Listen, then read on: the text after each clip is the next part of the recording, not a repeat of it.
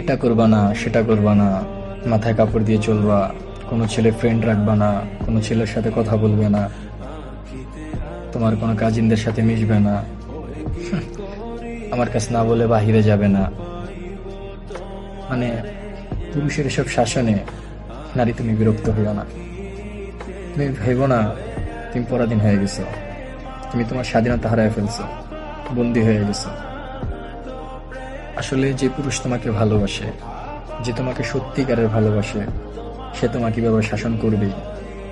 কারণ যে তোমাকে সত্যিকারে ভালোবাসে সে তোমাকে নিয়ে হিংসে করবে।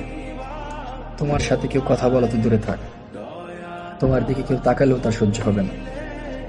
সে তোমাকে ভালোবাসে, একান্ত তুমি তারই। সে পৃথিবীর সব কিছুর ভাগ দিতে পারবে, কিন্তু তোমার ভাগ অন্য কাউকে দিতে পারবে না। যে মানুষটা তোমাকে এভাবে শাসন করে সে মানুষটা সত্যিই তোমাকে ভালোবাসে। তাই বলি, তুমি পুরুষের এসব শাসনে বিরক্ত হইও না, তাকে ভালোবেসো।